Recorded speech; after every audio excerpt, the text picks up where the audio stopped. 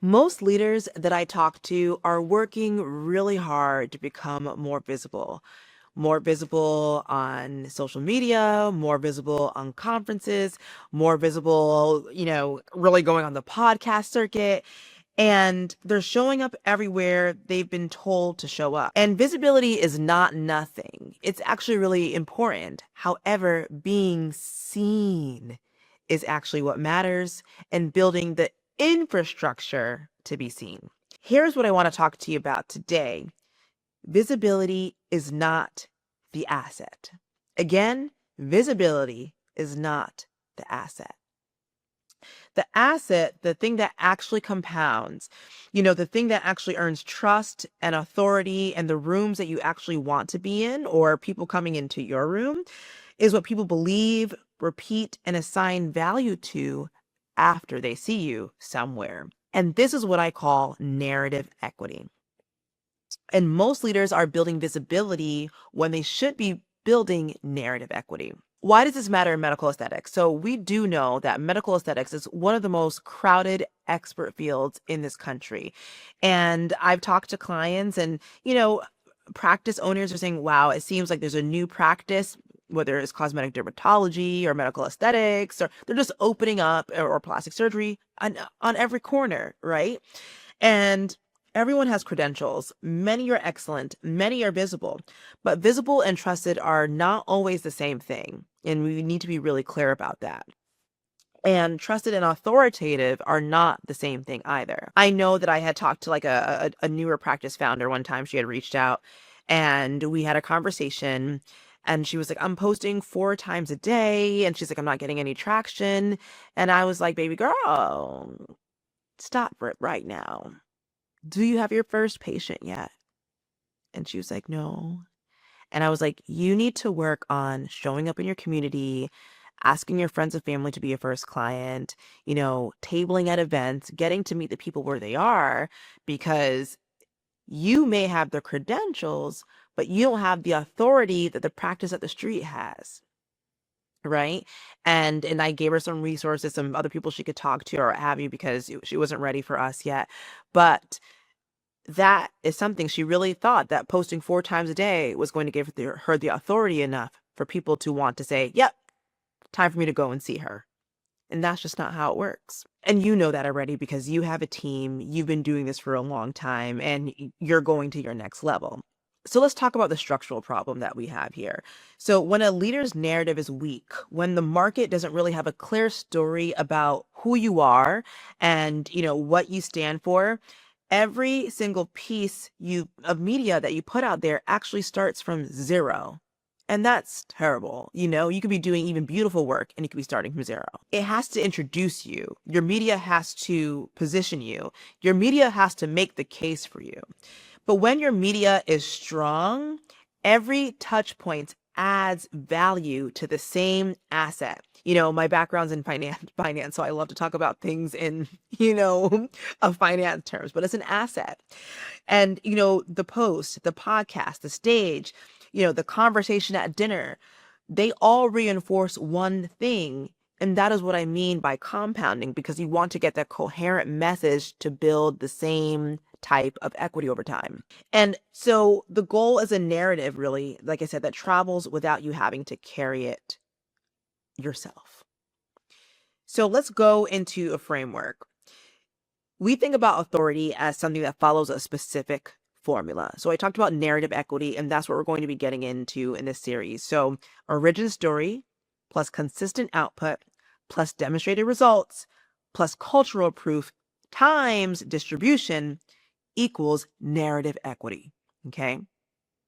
And each of those elements is its own episode, as I had mentioned. And so today, what I want to focus on is actually, the concept itself. It's understanding the difference between visibility and equity, because until you see that gap, none of the tactics actually matter.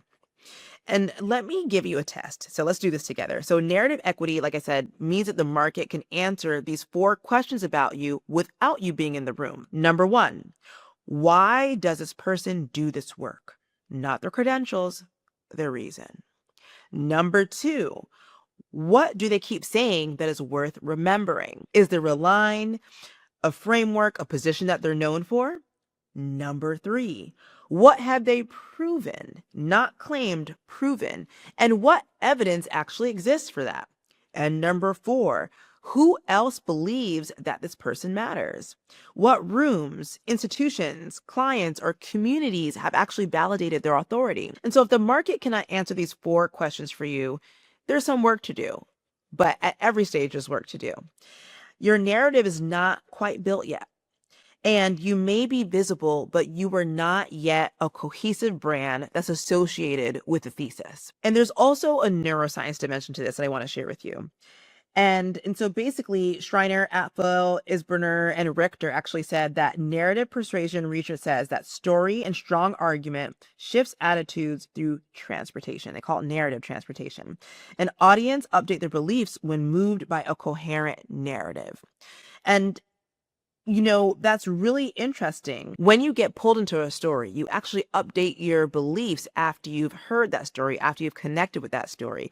And I know it might seem so cliche, but storytelling is literally what has made the world move and civilizations grow from one level to the next since the beginning of time. All right. So what this means for you is that leaders who tell the best, most coherent stories about their work, they're not just likable, but they're more trusted, and they're more trusted at a cognitive level.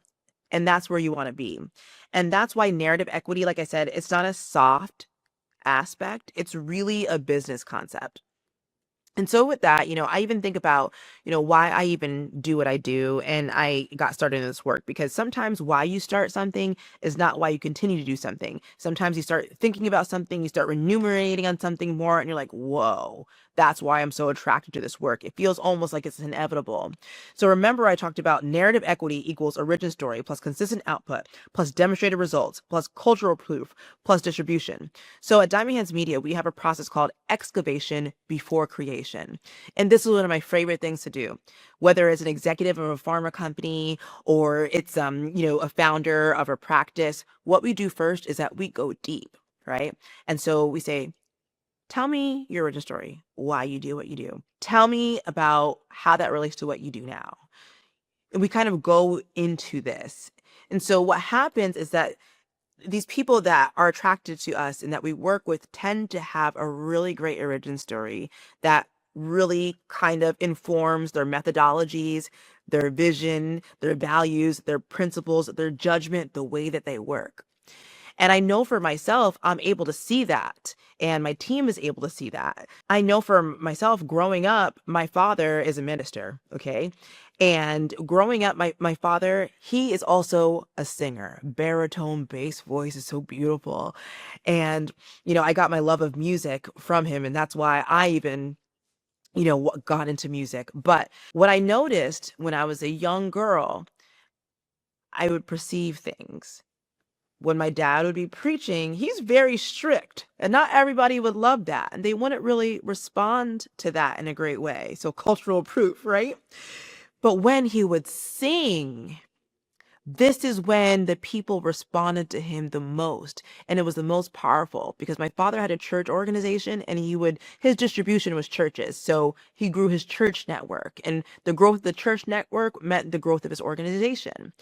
And so I said to my father, I might have been like 11, and then I said, "Hey dad," I was like, you should really be a singing evangelist because I think that is what is really gonna, I see that's your gift. It's like when people respond to you so well, I'm like, you should record an album. You should do something with that. My dad will always say, tomorrow, I'll get to it.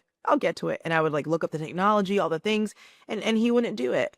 And so what had happened with my father, he's more like retired now, but what had happened, instead of his church network growing, which was his distribution, that cultural proof because of something that was so beautiful that people connected with on a visceral level, he focused on being a very strict disciplinarian as a minister, and actually his cultural proof shrunk and his distribution shrunk because people didn't like the way that people don't like to be told what to do, right? It's just what it is.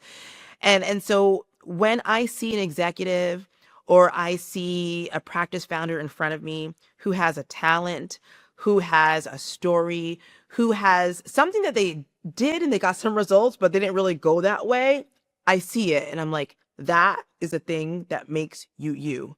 Let's dial down into it and let's make a coherent message. And so, is it too late for my father? I love him. Yes, it's too late for Dr. Tracy, but it's not too late for our clients. And that's why I do what I do, right? Because that narrative equity is something that's built over time, that compounding of the positive experiences. Now, I want to kind of give you a concrete test, something practical that can help you right now. Okay. If I ask 5 people in your market who have seen your work, attended your talk, followed your account, or sat across from you at a conference, what are you becoming known for? Would they say the same thing?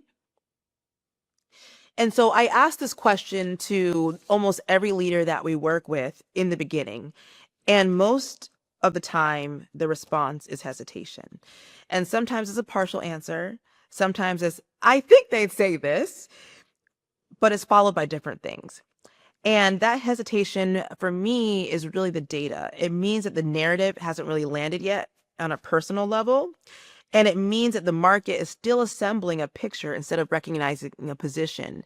And it's okay. That could be fixed. And here's what I know from years of, me and our team doing this work is that the leaders who have the narrative equity are really the ones who posted the most. They are the ones who said one true thing in many different ways over a long enough period of time until the market knew it by heart, but it was expressed through the corporation that they built, the practice that they built, that they were at the helm at because they were having those conversations, those judgment calls with their team members and leadership teams over the years, right? But that mentorship at scale didn't happen, that those methodologies didn't happen, and they don't own their own personal brand asset, which is the challenge, because what will happen, great people do things, then they disappear. Great people do things and then they disappear and they don't leave anything. And so this is not personal branding. I really call this media architecture. I want to give you something, like I said, today that you can use. So I want you to write this. So get a pen and paper, pause this, come back. I want the market to know me as the person who blank for blank because blank. And then I'll give you a practical example. I want the market to know me as the person who makes preventative skincare the default conversation for Gen Z patients because catching someone at 24 is more powerful than correcting them at 44. Why is that type of statement powerful?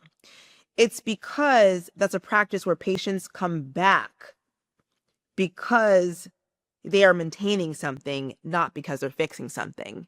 And we know practices where they don't talk about preventative care and things like that, and then patients have challenges in 10, 15 years. The market has changed quite a bit. It's becoming more of an ecosystem, but that was definitely something a few years ago even. But again, I want you to write, I want the market to know me as the person who blank for blank because blank. And so the first blank is your specific standard or approach. Not I help practices grow. That's just too general. So you saw how granular I got. And something more particular, the thing that is distinctly yours. And the second blank is the specific person or institution that you are built for. Not everyone in aesthetics. That's too broad. The person who would feel relief reading your name on a speaker list or seeing your name when they're at a community event and they're meeting you for the first time, but they heard of you through the grapevine. The third blank is your reason. That's not your credential. It's your conviction. It's the thing that makes this work feel inevitable for you. And once you have that sentence, here's the last thing I want you to do. Go look at your last 10 pieces of media. And is that sentence living there? Are you teaching it, proving it, or demonstrating it? And if not, and this is important, what you're going to want to do is you have more work to do building your narrative equity. And you're creating fragments right now. And like I said, that's okay. Every business gets to this point where you have to get more cohesive, but the market cannot assemble fragments into authority. And that's not the market's job. It's your job. And so the first question is not, how do I get more visible? The first question is, what value is my visibility compounding? Because visibility without authority is, I remember in the Bible, it says like a sounding brass and a tingling cymbal. It's just noise, right? That's all it is. And this first episode that we're doing, this is in a series that I'm calling How Authority Actually Compounds. And so each episode is going to give you one ingredient: origin story, consistent output, demonstrated results, cultural proof, distribution. One concept, one exercise. If this gave you language for something that you've been feeling or sensing, that's really the point. So these are the ingredients. And at Diamond Hands Media, we've helped serious builders in medical aesthetics own their authority in the market since 2020. And we do that through brand strategy, leadership media, and advisory that operates at the leadership level, not the marketing level. We build the architecture.